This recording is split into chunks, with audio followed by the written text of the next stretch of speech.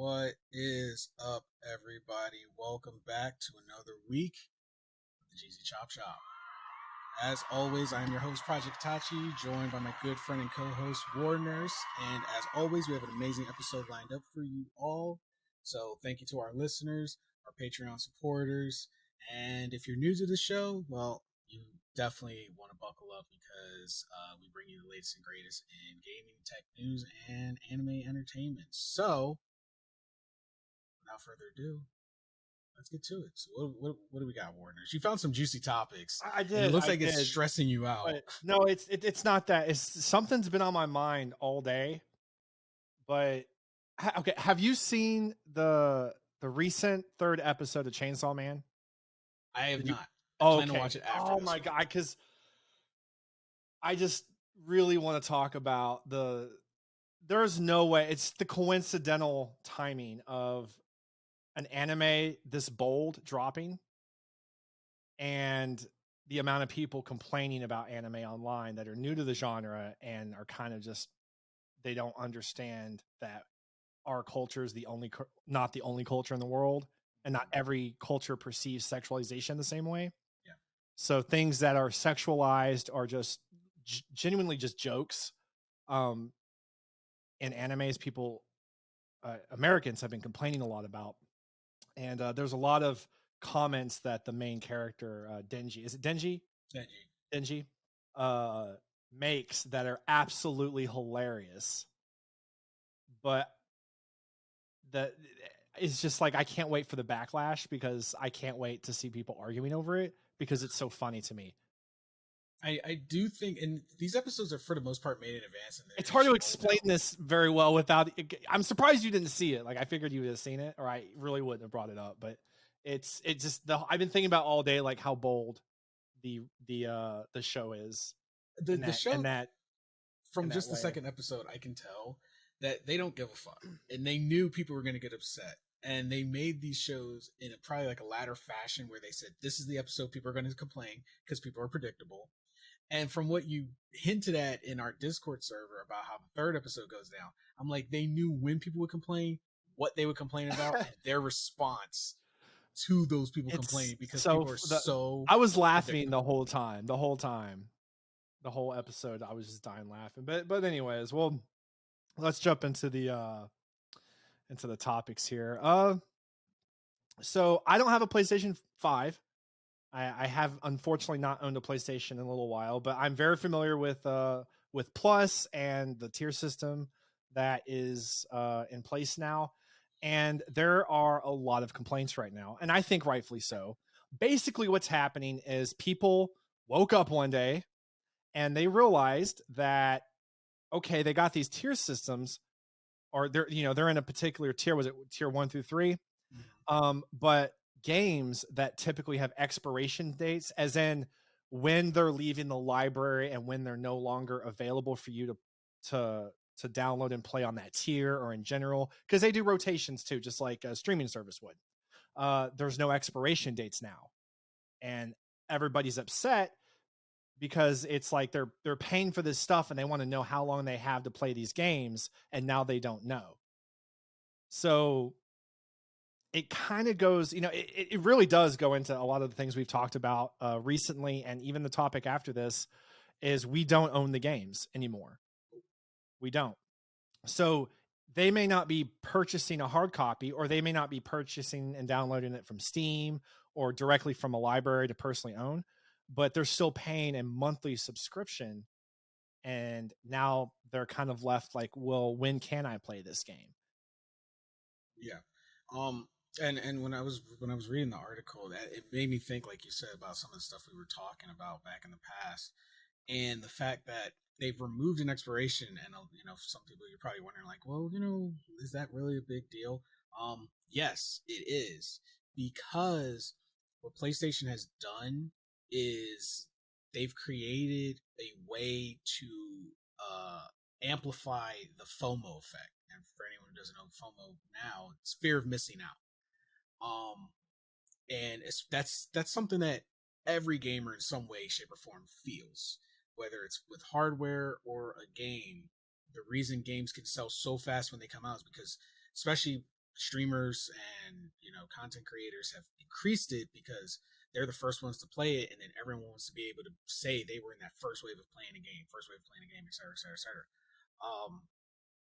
What I think Sony is trying to do is on the back end, because they already know the new generation of gamers, they eat the stuff up as soon as it launches because everyone's trying to be a content creator, streamer. So those wave of people, they don't have to worry about.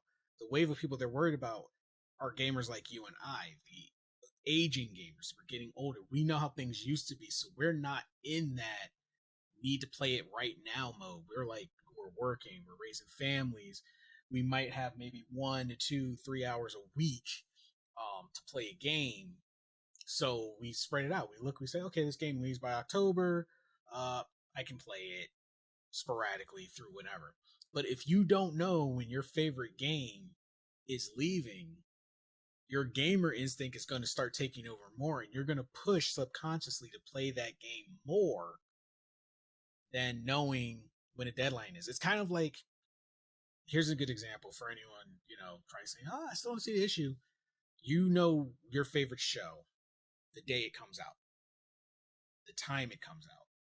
So even with streaming episodes, you can afford to miss 2 to 3 because the day and time it comes out. So you're like, all right, I'll just let the whole season come out and then I'll binge it.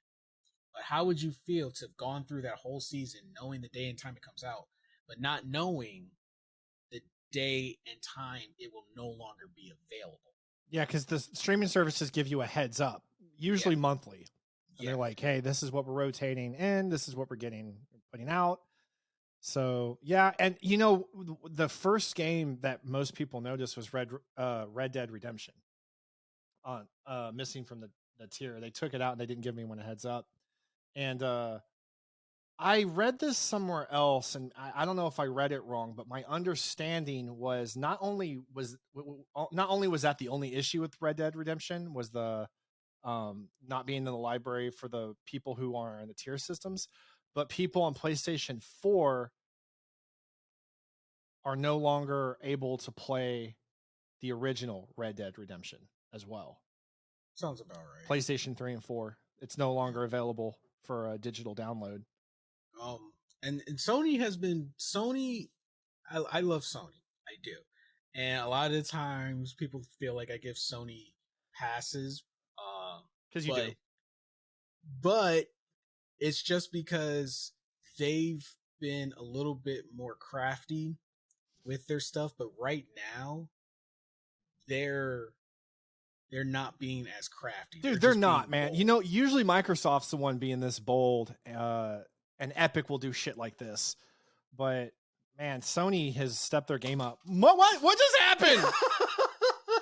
His headphones just fell. Headphones just fell right off his head. Malfunction. Oh man. Oh no. Oh no. I don't know if you saw that, but it really felt like, because we just got done playing Phasmophobia. Yep. So it kind of feels like I just got my headphones snatched off my head. You just got poltergeist. God damn. Anyways. But yeah, no, in the last few months, Sony has really been just like, I don't want to say throwing a tantrum, but they've been in a real FU mood. And if you follow the trail, it all started when Microsoft bought Activision Blizzard.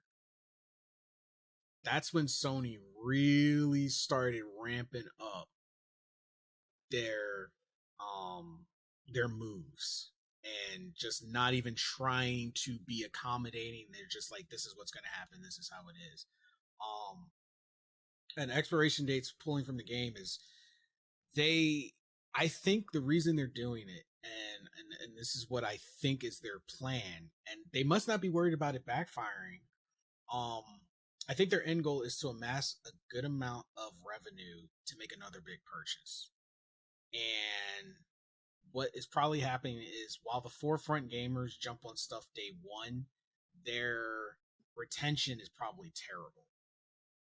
They like, the reason they love Battle Royale so much is because every experience is brand new. It's technically fresh, et cetera, et cetera, et cetera. But by the end of the season, they're like, all right, I'm over it. Next thing. where the more retentive gamers, we're a little bit more slower to adapt into new things, but our attention span is longer. We're more likely going to, when we start something, see it through, play it through. We're giving them that retention, which is putting that dollar value to use. So by removing expiration dates, they're bringing both communities together, not like to work cooperatively, but for their benefit. You've got the, oh crap, I gotta play this game before it's gone, speedy, speedy, speedy. And then you've also now forced the slower players to spend more time on those downloaded games. Dude, I'm starting to feel like Japan's a little low pissed annoyed with America. And this is where I'm getting this from, okay? Because I don't feel like this is too much of a stretch. So multiple people have put out, and there's some here in this this article that it says GTA Vice City leaves in February, but barely anyone knows this. You have to read the PlayStation Japan blog to know. So the only way to know the dates is the literal Japanese blog for them on their servers in their country. So you have to look for it on purpose here. You have to know to look for that specific. You got to know to look for that information. And a lot of gamers, they won't go beyond what is presented. I'm just saying, I feel a little tinge of pettiness in there. To be honest, Japan being annoyed with us in terms of entertainment and content and Sony. Oh, we have to be their most difficult demographic. There's no way we're not. There's no way we're not the hardest demographic to please, the easiest to upset, the hardest to get us to stick around. Yeah. And that, that totally, I would say they're justified in there. If that is part of it, they're totally justified, because we keep trying to make them change things for our tastes. And that's just not how it works. Yeah, it's been a huge issue. Absolutely, this past couple of years, it's been a huge issue. Like in both like anime, music, gaming, all those industries, like there's been nothing just but bitching and complaining across the board. So who knows? That probably may play a factor. That's my little mini conspiracy theory. There is that there's just some minor pieces of pettiness in there. Oh, all these companies are super petty, so I wouldn't put it past. But here's my question to you: do you think they're going to roll it back? I think they're going to wait a little bit, maybe up to a few weeks, and see what their numbers look like. And they will roll it back and backpedal a little bit if they actually lose more players. So I think, like, if they just if it's just a handful of people complaining, they're not going to care. But if it's enough people complaining that people change or lower their tier subscriptions or whatever, yeah. Because aren't the tier subscriptions, that's separate from internet access, isn't it? Or are they together? Yeah. No.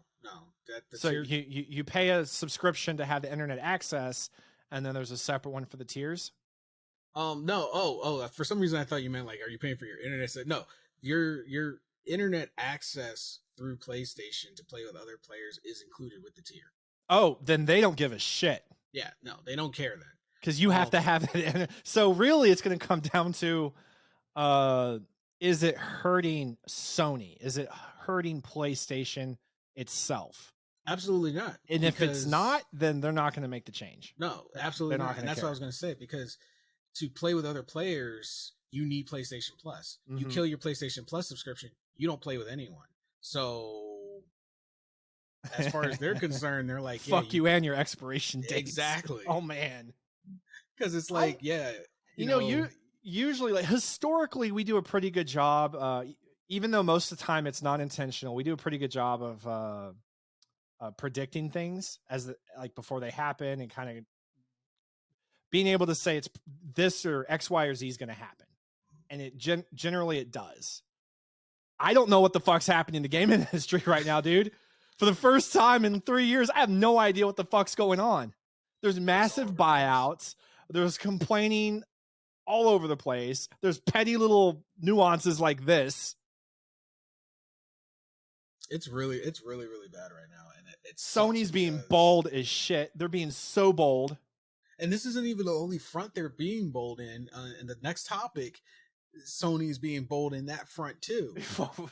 Sony said rated E for everybody. Everybody could catch these hands, man, except Nintendo, because nobody fucks with Nintendo. Nintendo is still. I told you a long time ago. They're sitting on the cliff. They're looking down at everybody else, the war zone, and they're not participating. They're waiting until everybody else has killed each other, and there's one dude left, and he's like struggling, and then he's going to come in for the kill. And then he's just going to come in and just boop, flick him right off, just give him that little. But no, yeah, this does tie into not being able to own the games. As you know, I'm very much. I do not like not. I don't stream my games.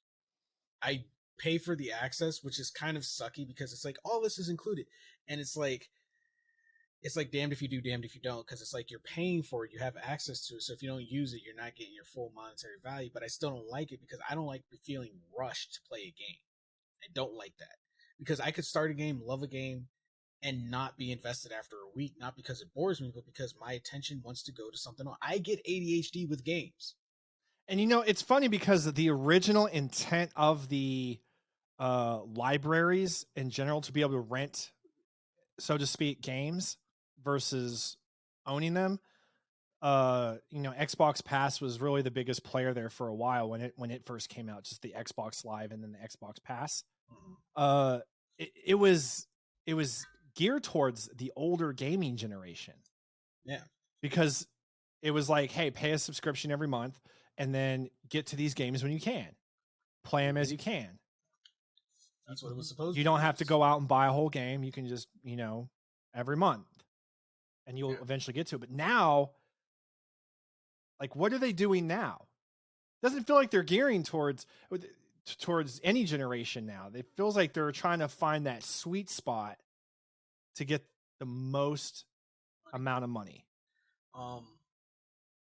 100%, because the big push for cloud game, they want to, as fast as possible, and this is what I strongly believe from every developer right now, they want to take the games out of the gamer's hands entirely. No collectible possibility, no, you know, trade-in value, no, because this is what's killing GameStop. Why go to the store when you can pre-order 3 hours before the game releases, get almost the same stuff except minus physical collectibles, and then have it download and play? That's how a lot of people are seeing it. And if they make it seem more convenient, like Netflix, where it's like, oh yeah, you know, I can play some of my classics, I can play some of my favorites. Why they do rotations is because it keeps us, the older gamers, on. Because they say, we rotate our PlayStation 1 classics. Your favorite might not pop up that month. So what do? You keep your subscription because you want to know when your favorite pops up. So you keep it. And they do this kind of like revolving door mechanic, because if they gave you the entire library, they'll tell you our servers can't handle that bullshit. They give you the entire library. You play your favorites. And let's just say you had a week off and you went through all your favorite games. You're like, all right, I played all my favorite games. And maybe you're not a big online multiplayer person. What would justify you keeping PlayStation Plus or Game Pass then? Mm-hmm. Nothing. If you have your hard copy games, you could completely enjoy those without ever touching online. You could turn off your PlayStation Plus, save your money, turn off your Game Pass, save your money, and go back to your hard copy games and play them all you want. They'll say, hey, you need an update, but they can't charge you for it. So yeah, you update the game. Cool. Have you noticed what's happening in the gaming industry though? Because I made the comment earlier that it's how much money they can get out of all the generations. They're not kind of gearing, they're not trying to, you know, kind of promote towards one or the other. And this is also why I think they're making remakes. It's a quality issue. Games, yeah, the gaming industry cared about money. Of course they did. It's a business. You have to care about the money. But it wasn't to the extent where they let quality go at its expense. What we're seeing is they're caring so much about the money now and this isn't just Sony, this is across the board. The quality of the games are getting worse. I'm not talking about the graphics, people. I'm talking about the quality of the games. It's becoming so much less and less frequent for a game to drop, and everybody collectively to mostly agree, wow, that's a great game. It happened when Elden Ring dropped. There were haters, but that game got 10 out of 10 across the board. Say what you want, but it won't get 10 out of 10 across the board if it's a shitty game. It was a quality game. How often are we getting games like that? How often are we getting games like Zelda? Granted, I'm not saying Zelda in general, but Zelda itself, every time they drop a title, it's a good title. And honestly, I don't think it's fair to even include Nintendo in this. We can exclude Nintendo from this because they make quality games. Still. Yeah, that's why nobody touches them, because they know that they don't make quality games. So they're starting to put out remakes. They're starting to do tier systems, and then tier systems are also the only way to play online. So you got to get it no matter what. Yep. All these games are switching to battle passes instead of just being an individually buy like a chest or a box or whatever. Like everything's being forced on us now. And we did it to ourselves. We talked about this a million times. We said nothing when microtransactions were popping up. And the mobile industry noticed it first. And then the PC community had already been doing it even before mobile, because we kind of had it in RPG games and World of Warcraft to an extent. And then Destiny 1 started dropping the microtransactions. And here we are now. It's only been, 6 or 7 years? When did I think Destiny came out in 2014? Yeah, it was like 20. So, yeah, it's been 6, 7, about 8 years. That's a lot. That's a huge change in 8 years, from just some microtransactions that weren't forced on you and that you hardly saw in any game, to every single game across the board pretty much having battle passes, tier systems, $150 versions. Hell, when we played Star Citizen, I'd never seen a game like that where you could easily buy multiple $1,000 ships. Like, that was insane. Like, it's gotten so much worse, and the quality it's going downhill with it. Few developers are putting out quality good games because it's about, and I think FPS has a lot to do with this too. These multiplayer battle royale games have a lot to do with it, especially Fortnite. I don't personally hate Fortnite, but I completely understand why people hate it. And you don't have to be a super intelligent person to see what it's done to the gaming industry. I mean, Fortnite set the standard of just adding random. It set the standard of greed. It set the standard of greed, just throwing random stuff that people love outside the game into the game, and like why did the Marvel characters need to be in there? Like, it makes no sense. And then they went and they tapped into the anime fandom. Fortnite was willing to do everything in its power to just pull from every market possible. And the thing is, it's like, they know that even the people who don't know about those are going to buy it just to say they have it. The main culprit, adding Goku and Vegeta. Half those people cannot say Kamehameha. They were calling it the Kamiya Mamama, the Kamiya Hia, and they couldn't. And I'm like, but you bought it. You just wanted it for the sake of wanting it, because in turn, you as a content creator are doing the same thing by stretching out and trying to appease to those people in the anime fandom who are hoping you might know about anime until they find out, but you got your views, you got your ad revenue. So it's a vicious cycle. That's the standard Epic set. It's like, hey, we'll appeal to everyone and then let the content creators do the rest of the work for us. And then the content creators are doing the rest of the work for them. But the full system is just messed up. Yeah, and this year is when we finally started seeing now we're at the point, right, which again we've all talked about before, where when you purchase a game and you feel like you own that game, you don't, because games get pulled now. They get pulled from libraries, not just from the tier libraries, but from the libraries. And if they pull it from the libraries that you downloaded it from, you can't play it anymore. That's it. It doesn't matter if you paid full price for it or not. And they make it seem so appealing for streaming because it's like, well, instead of having to buy this brand new game, you can just stream it. But now you don't know when that game is going to go away. So it might be a move on Sony's part to get their day one releases played day one. Well, Sony's in an interesting position too, because like I will not deny Sony this. The PlayStation one player games and story mode games, like their exclusives are top tier games. Like they are so good. Few of their solo adventure games are horrible games. Like they're all pretty damn good. And I think that's where what Sony's known most for. And when people buy PlayStation, I don't think it, people talk about the difference in controllers and stuff, but no one really gives a shit. Like any gamer can pretty much pick up a controller and they'll be fine. Like we have our preferences, but no one's buying a PlayStation solely based off a fucking controller. It's the type of games.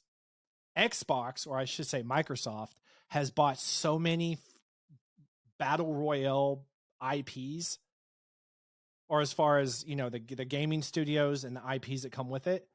Sony doesn't really have any. Like they bought Bungie, so now they have Destiny, I guess, but they don't really have any IPs that are FPS multiplayer battle royales, and it solely belongs to Sony, and it's super popular. And talking on Microsoft, and we might as well bring that into the conversation because it's hard to keep this conversation going without just bringing up the next thing with Microsoft, and cloud gaming. And the title of the article is really what caught my eye. The fact that Microsoft called cloud gaming immature technology, basically saying it's still in its infancy. Basically, it's not the it's not where it needs to be, et cetera, et cetera, et cetera. And I'm thinking before I even read it, I said, but you guys have been one of the biggest pushers for it. Yep. But one of the biggest reasons Microsoft is saying this is because, once again, coming to Sony has basically been calling them out legally about how it would hurt them. And it started with the Activision Blizzard purchase, basically. And they were saying, like, hey, we all know Microsoft knows how to run a monopoly. They had a monopoly on the internet. Google called them out. Now Google has it, but because of how Google handles, they don't put themselves in the same issue. They saw what got Microsoft in trouble, and they don't repeat it. And well, and you know what? Just to throw this out there, you can Google Google every IP Microsoft has ever purchased, or every company Microsoft has ever purchased, whether or not it's gaming, and look at it since the 1980s, dude. No other company comes close to the amount of companies they've purchased. And then if you look at the IPs that they've purchased in the past just 2 or 3 years, completely overshadows everyone else's purchases. Mm-hmm. So the biggest issue that Sony had brought up about the Activision Blizzard purchase was obviously Call of Duty, and Sony was saying this is going to hurt. So Microsoft basically came back and was saying, no, it's not going to hurt, which just to piss off the Xbox fanboys, because it makes me laugh. In terms of consoles, it was admitted that Sony is the dominating developer in the console market, even over Nintendo, and I think Microsoft comes in last. In terms talking about with the PS5s? Consoles. Yeah. So I didn't read it. It's 33 pages. I'll put a link in the description, but the actual CMA Phase 2 investigation covers some really, really interesting points. So I will read parts of these, starting with the executive summary and certain parts that stuck out to me. You said it's 33 pages long, right? It's 33 pages. Ultimately, yeah, we can post it in the Discord for people to see. Yeah. But kicking off the very first paragraph, basically, Microsoft's proposed acquisition of Activision Blizzard will give more people more choices for how to play games and give developers more choices for how to reach those people. This is basically Microsoft saying why it's not a bad thing. And it reflects Microsoft's commitment to a future for gaming that expands beyond consoles, in which a diversity of business models, distribution mechanisms, and payment options are available.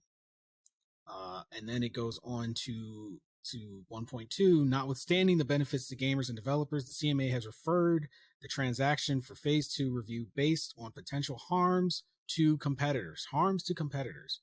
First, the CMA is concerned that the transaction may harm Sony, the market leading provider in console gaming platforms or multi game subscription services, by withholding Activision Blizzard content, in particular Call of Duty, from PlayStation. Second, the CMA has concerns that Microsoft may use Activision Blizzard content either alone or in combination with its wider ecosystem to outcompete rivals such as Google, Amazon, and Nvidia. In a novel theory of harm unsupported by precedent, economic literature, or the evidence, the CMA alleges that the potential increase in network effects and barriers to entry without evidence or quantification of any effect is sufficient to foreclose major technology companies from cloud gaming services. Basically, they're saying with Microsoft trying to monopolize cloud gaming and acquiring IPs and then making them exclusive, it removes their competitors legally and down the road. Because in order to put those games out on PlayStation, those companies would have to get Microsoft's permission. If Microsoft doesn't want to give a game to PlayStation, they now have the means to say, no, we don't want to give that game to PlayStation. And the only reason this Call of Duty even hit PlayStation is because it still has to honor an already established contract. These games are made and contracted years in advance. And that's where we're at now in the gaming industry. Is so many companies have been bought up by Microsoft, especially, that besides the far and few between indie games and studios that are around, most games can now be sort of withheld from other consoles now to compete and, you know, forcibly dominate the market. And it won't come down to which console's better or anything like that. It'll just come down to who's allowed to play, who's allowed to have a game and who's not. Yeah.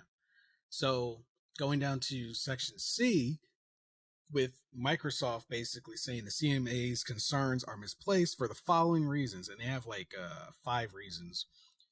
Sony has been the largest console platform for over 20 years with an installed base of over 150 million consoles, making it larger than Nintendo and more than double the size of Xbox. Sony engages in conduct today, which is reflective of its market power in console gaming, including increasing prices, that's true, of its consoles without fear of losing market share, which is why I said I don't think they're going to roll back their decision because it never has hurt them financially. The suggestion that the incumbent market leader with clear and enduring market power could be foreclosed by the third largest Microsoft provider as a result of losing access to one title is not credible. There are more than 4,000 games available on PlayStation alone. Now, I'm thinking Microsoft is reaching for that because if there's 4,000 games available on PlayStation, are they including the country exclusives? Like, we don't get all the games Japan gets. Not even half. So if they're adding that number in there, that's an unfair assessment because I, in the American market, don't have access to 4,000 games. I literally would love to, but I don't.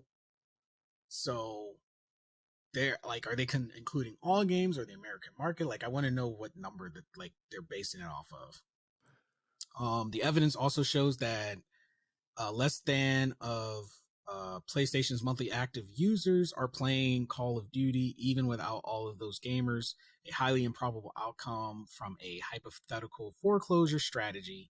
The PlayStation gamer base would remain significantly larger than Xbox is today. Since the transaction was announced, Sony has acquired several game studios, including Bungie, developer of the popular online game Destiny. Hold on. Are they trying to play victim? They're trying to play victim. Oh my God. So they're listing off that they acquired Bungie, Haven Studios, La Single, and Savage Games. As a rebuttal to them buying Activision Blizzard. Yeah, I'm like, I don't even know half of these studios they're listing. And a minority interest in From Software. Minority interest. They haven't just outright bought them, though. the developer of the biggest game of 2022, Elden Ring. So they're trying to use Elden Ring as their segue excuse to justify them buying Activision Oh my Blizzard god. and other hit games. This complements Sony's existing minority shareholding in Epic Games. Once again, minority publisher of Fortnite, strong first-party game catalog, and extensive portfolio of exclusive arrangements with third-party publishers that were over 280 exclusive first and third-party titles to PlayStation 2021, nearly 5 times as many as Xbox. I'm gonna tell you why. And this is the one time I'm 100% going to root for Sony and be completely biased against Microsoft. Microsoft cares about FPS. Their controller is based around Yeah, that's FPS. what I was saying earlier. Their business model is focused on competitive gaming and competitive shooters. That's what they focus on. That's why Halo skyrocketed Xbox to the top for a little bit. Shooters, that's what they're for. The PlayStation is the PlayStation is a multi-genre platform, with shooters being literally one of the last on the list. Because it's like, if I think Xbox, you ask me what I think Xbox shooter. I don't see sports for it. I mean, they exist, but I'm saying I don't think sports when you say Xbox. I don't think fighters when you say Xbox. I don't think RPGs when I think Xbox. Have there been good ones in each category? Sure, but it's not the first thing I think of because of the history of Xbox. You say PlayStation to me, I think RPG, JRPG first. RPG, any RPG genre after that. Fighting games, even racing games, action games. I think of every genre for PlayStation. And then at the very bottom, shooters. Because PlayStation has built its whole model on being extremely diverse in their genres. That's why they're more than double in Microsoft. If you're very linearly focused, that's what's going to happen. Like with Nintendo, you say, okay, what do I think of a Nintendo? Smash Bros, family oriented games, Mario Kart, Pokemon, heck, even some, like now strategy based, Fire Emblem, like the list goes on, because they're multi genre based. So that's why they can top in even above Microsoft. So to complain that Sony has minority shares in developers like From Software or even third party ones that build some of the more hidden gem third party RPGs, like, I didn't see I see a lot of people that play Elden Ring on PlayStation and on PC. How many people you think probably play Elden Ring on their Xbox? Is Elden Ring even on Xbox? See, that's what I mean. That's what I mean. Like, I shouldn't even have to ask that as a question. Like, a lot of the strategy games that come out on PlayStation, they don't ever see the light of day on Xbox because Xbox is so cutthroat on competitive and shooters. So them calling out the shares that Sony has in these more than unheard of devs is like the worst counter argument they could make. Haven Studios and Lego, I don't even know the other name. I can't even remember it already. Prove my point. Compared to Activision Blizzard, everyone knows Activision Blizzard, even people who aren't in gaming. That was a major move. And with Call of Duty, even when a Call of Duty game, I think Ghosts was an example where it was on PlayStation first for a while before Xbox could get it. Xbox is literally setting themselves up. Microsoft is literally setting themselves up where they can just say flat out, no, this game is not going to PlayStation. They can do that. The Elder Scrolls series, it's like they're trying to force people to buy their console, buy it through them to play games that originally were available everywhere. Why? But instead of just making their own, I mean, hello, you had Fable and you let it die. You had the opportunity, but you got lazy and you let it die. So, yeah, I I don't feel for Microsoft. I honestly would rather someone stop them in their tracks because Activision Blizzard, that's literally a whole market by itself. And to say, oh, it's basically they're saying, but it was just one developer. No, motherfucker. You bought an entire genre and have exclusive rights to it. The only reason Sony has, for the most part, been buying up IPs is in response. Is in response, because again, you can look up how many IPs and how many companies and studios that Microsoft has purchased, and it's insane. Mm-hmm. It's wildly insane, especially the past couple of years, especially after Mixer went down coincidentally. Yeah, anything Microsoft has had to try to build from scratch has failed.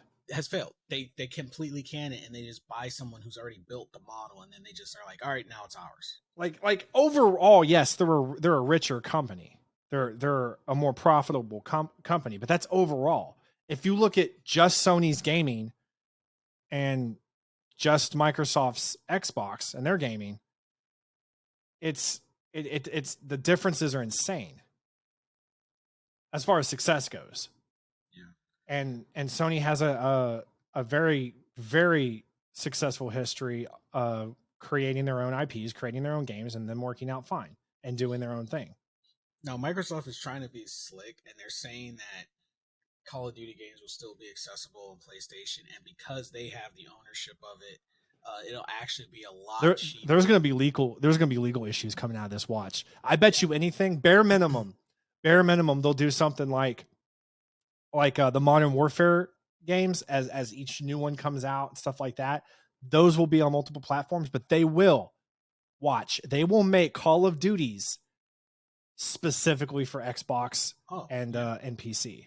Yeah, anything that's not going to be like a mainstream or like the Black Which Ops. I'm not like you. Like I'm like you're more Sony. You love PlayStation, and I like PlayStation too, but I'm very PC oriented. So when I shit on Xbox, like it's coming from like the PC perspective.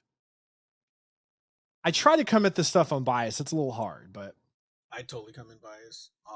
And that's even with me getting more into PC gaming.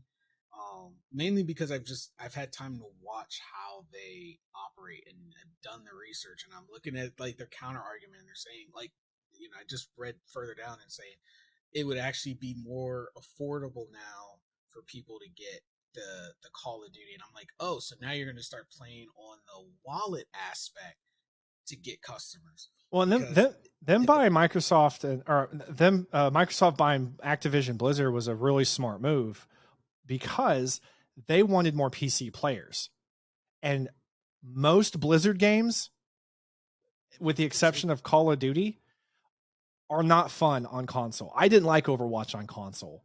And when I switched to PC, like it was way better. You could do way more stuff. It was easier to do shit. Diablo. Have you seen people trying to? Oh my god, dude! I actually beat it on the Xbox. World of Warcraft's a big one. Like you're not about to play that on the console. God forbid they ever put that on the console. So what they were aiming for PC players when they did that. Yeah, and by saying that they can offer a game cheaper is going to make people side eye any price hikes that PlayStation throws out. So that's how they're going to get people. They're going to say, well, over here it's cheaper, but PlayStation charges X, Y, Z, and then people be like, dang, maybe I should make that switch. They're going to use the wallets against each other. They're going for where it hurts. That's literally one of the business models of every business. What is your customer's pain point, and what solution do you present? Xbox sees inflation. So what they're doing is they're saying, oh man, games are so expensive. Our solution, all brand new games available on Game Pass, $1. And they still let Call of Duty be available to the PlayStation players because then they'll say, man, if you guys were over here on Xbox, you're getting charged almost $70 or because $70 is now going to be the new norm. But what they're going to say is we would give it to you for $1 on Game Pass, but because it's on PlayStation, we got to charge you $70. But if you were over here on Game Pass, you would get it day one for $1. The pain point games are too expensive. The solution, offer it more affordable, quote unquote, because you don't actually own it, than your competitor. Yeah, which now we're gonna get back to what you were saying earlier, or before. You didn't say it here, but and I agree with you that gaming kind of seems like it's starting to become something that's more of a privilege. You have to be able to afford gaming. You have to be able to afford a game. You know, Consoles were already getting expensive, understandably, as far as technology goes, and how insane these consoles have gotten. Okay, it makes sense. They literally are their own little computers now, their own little here's my PCs. new here's my new dating standard going on in the future. Because a lot of Oh my ladies god, are you have like, a tier system. that's gonna be a new dating standard. But think Jesus. about it, like ladies, they're like, hey, you gotta be able to buy me XYZ. Like can you buy me Gucci? Can you take me on a trip? My new thing, can you buy me a PS7? Can can you afford to buy me a video game? You want Gucci? I want a video game. They're about the same price. Let's go.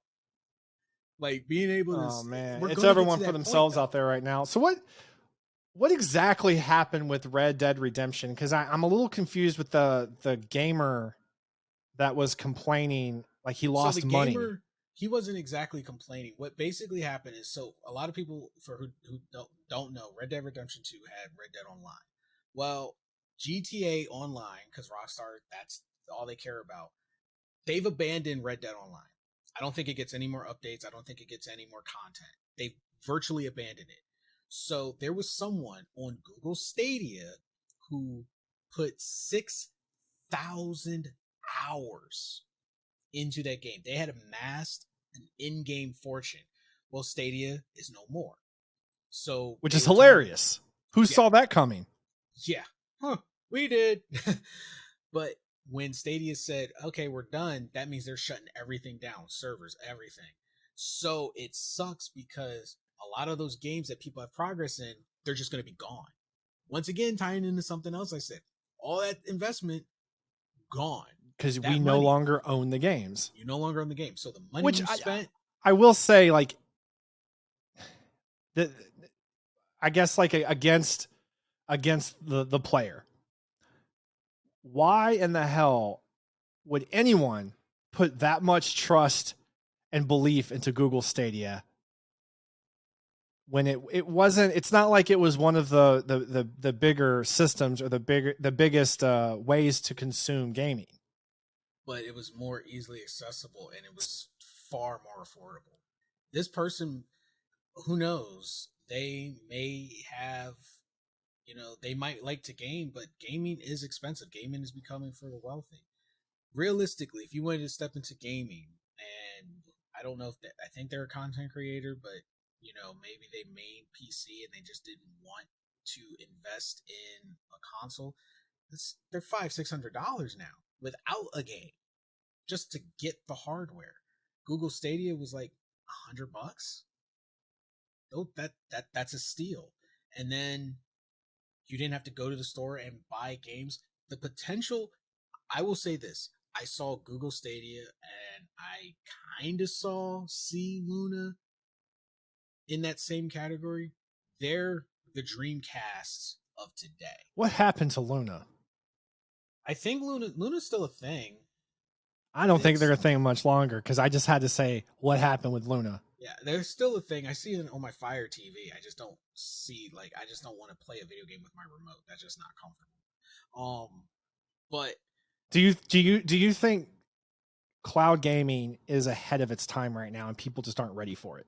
it is ahead of its time, and the only way cloud gaming will 100% be accepted is once the major corporations have finally fully implemented their plan and they finally say, and I promise you, it'll be this specific reason. They'll start to say it's because it'll be more eco-friendly, because that's the one thing that gets everybody to start moving with. It'll be safer for the economy and the environment and all of that, to start doing away with hard copies. Oh, how much rubble gets Well, when we we're print? already doing that with digital downloads and Yeah, we don't really have disk drives anymore. Like exactly. you have to go out of your way. Now, you used to have to go out of your way to find one without a disk drive. Now you got to go out of your way to find one with a disk drive. Uh-huh. Funny how our motives changed. And the PlayStation PS5 is already starting that way with the digital only one. Yeah, because people are realizing they're like, oh shit, they're not selling the disk drives anymore, or they're more expensive somehow, Mm-hmm. and they're starting to catch on.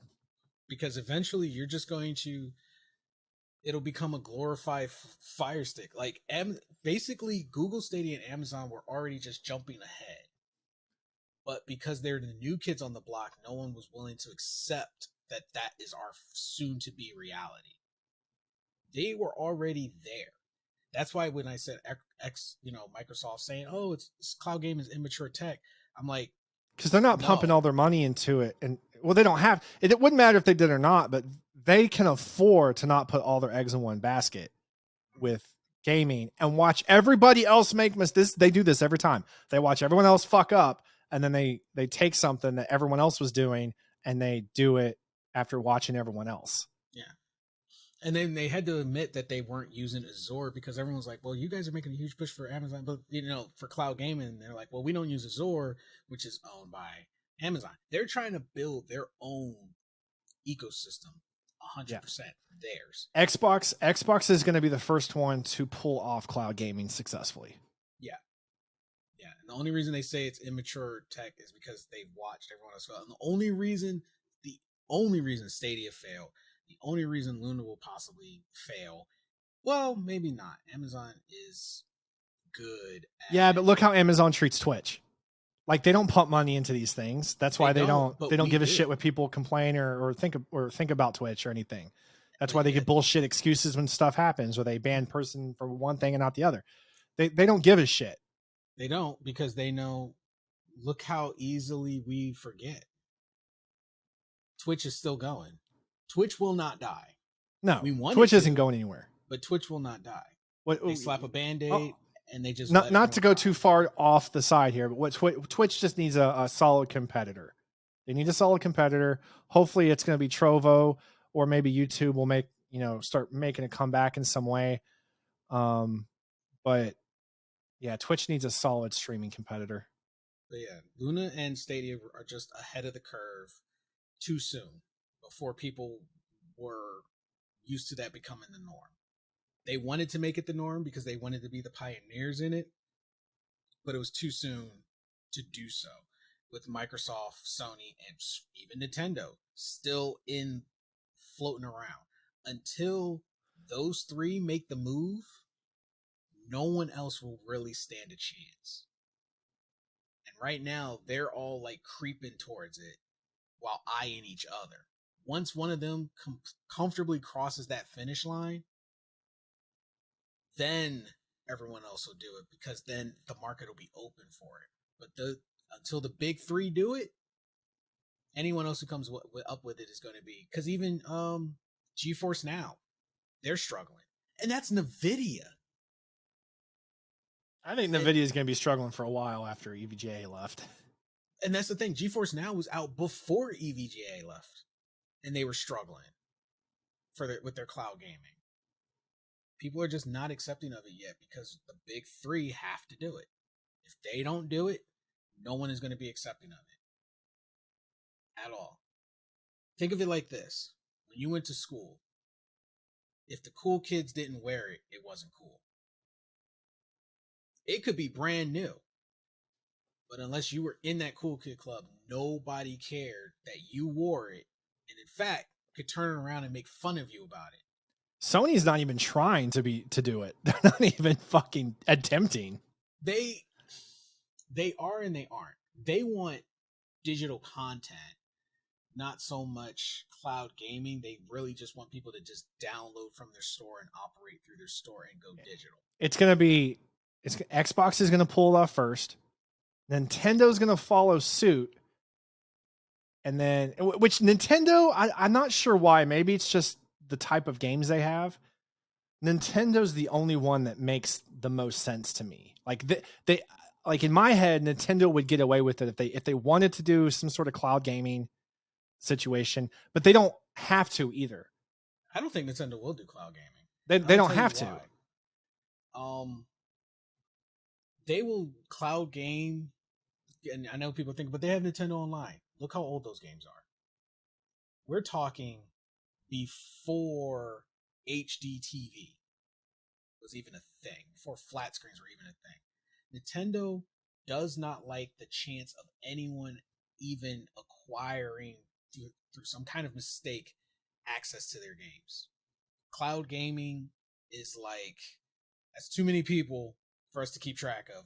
We don't like it. We don't know, like, you could, like, how you're going to be streaming that game. No, no, no, no, no, no. Don't like it. You download our shit and we watch you. If Nintendo got into cloud gaming, you want to talk about someone that would have so many security features, it would make you just your head explode. It would be Nintendo. And for them, that's extra work that they don't want to deal with right now. Nintendo would probably be the last ones to step into it because there's just too many variables that do not fit with how they run business, like at all. And cloud gaming, Nintendo games, all accessible for like $20. Can you see Nintendo doing that? Their games, they have games that came out on older systems that are still $50. Nintendo likes their money. And a lot of their revenue is from hardware. Yeah, but you know what? Nintendo earned the arrogance they have to, because you got to think about it. They're the top three in gaming. Yet most of the gaming, most like people when people buy the Switches, yeah, it's for their personal IPs. You know, they got the Pokemon games, Digimon games, stuff like that, and Zelda, but they stand alone. Those Switches get sold out and people purchase Switches and play Nintendo, not thinking about the other games. Like they're just thinking about Nintendo only and their games. PlayStation and Xbox, people, it's more of a preference between the two. A lot of people, they're not buying Xbox or Sony specifically because of a game. That's one of the reasons, but it's not specifically because of that. Nintendo, it's specifically because of that. The specific types of games they have, which is impressive. Like they make as much money as they do, and they're as big as they are, specifically off their games. Yeah, because when I load up my Switch, I don't get any game that's available on other consoles on my Switch because I have solely Switch focused, Switch only. How many more times do you think I can say specifically? Yeah, well, what's the count on that one? Like 5, 6? But no, like that's my Switch. You look at my Switch library, and you're gonna see mostly Nintendo only games because that's what I see my Switch for. On the PlayStation, when I did have a working Xbox, I would have that moment where it came down to like, okay, where do I put this game? Do I get on the Xbox to play with my Xbox friends, or do I get on the PlayStation to play with my PlayStation friends? Which controller? Then it come down to something stupid like, which controller do I feel more comfortable playing this game with? And usually, if it was a shooter, I'm like, you know what? Xbox. RPG, PlayStation. And that's how I had to break it down based off the genre. And then which one felt more right. So it was really weird. I'm not gonna lie. Like I use my Xbox controller now for my PC for games that I don't feel comfortable using a keyboard with. And playing Elden Ring with an Xbox controller at first felt so weird for me. Like I knew there was a way for me to hook up my PlayStation controller, but I was just too lazy because it's, you need like a third party application and blah blah blah blah blah. Where you just plug in an Xbox controller and you go.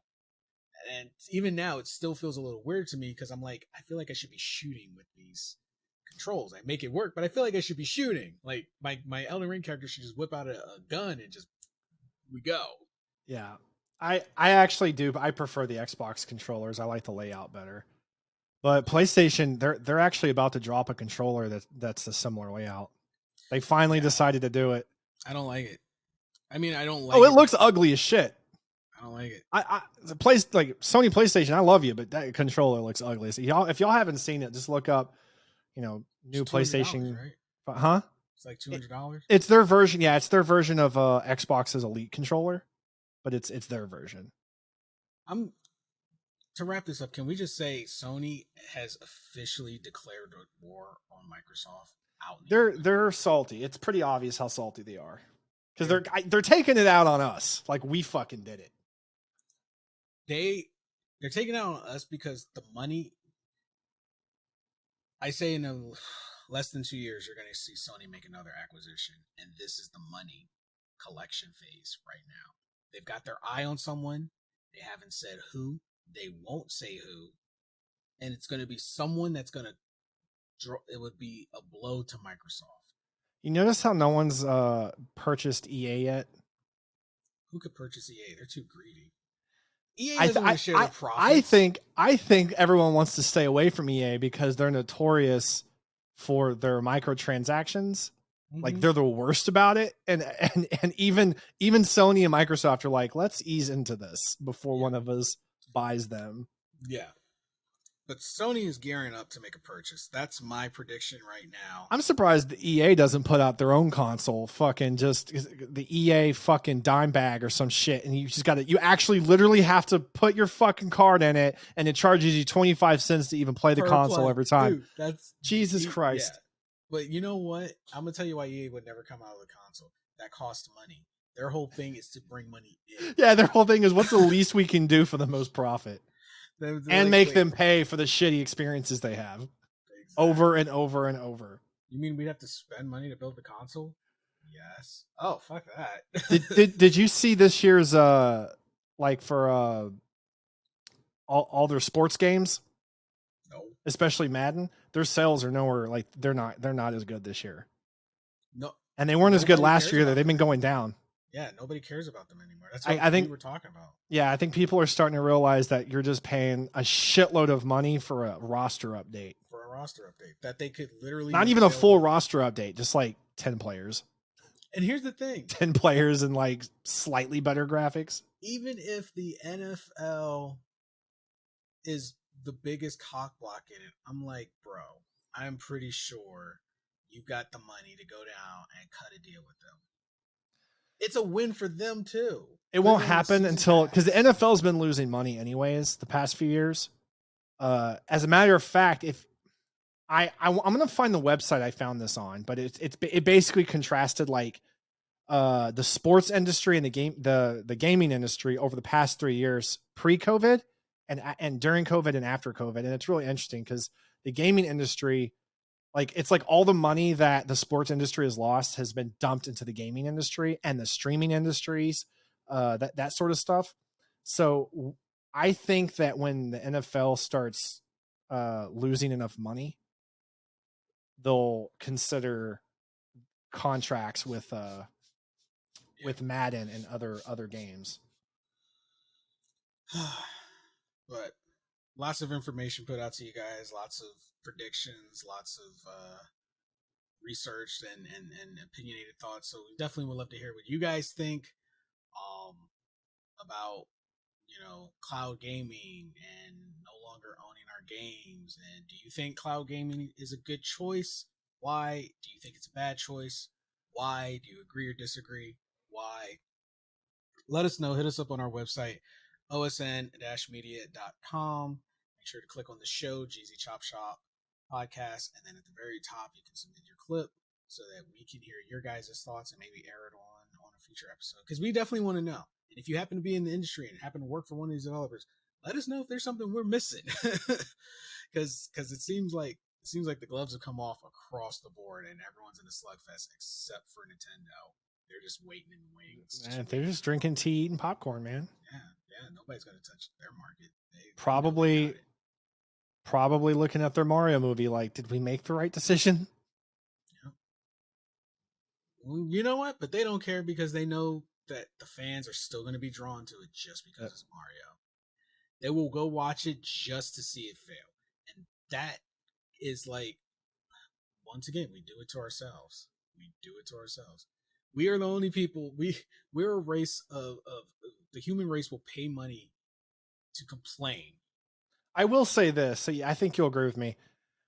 We, as gamers, just across the board, we have only gotten one pass ever. We have only gotten one complaint heard because It was the only time that everybody or every gamer around the world unanimously sided and said, you know what, we've had enough.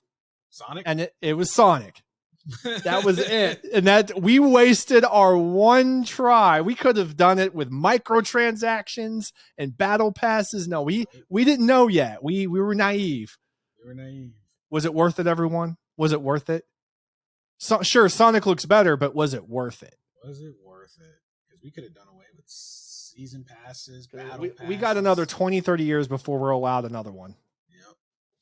And you know what? I blame all the people that always have to look cool online. Because we used to get, way back in the day, we used to get actual stuff that you could use in-game. Now it's just like certain RPGs will give you like, oh, you know, this weapon will help you get through the beginning levels, et cetera, et cetera, et cetera.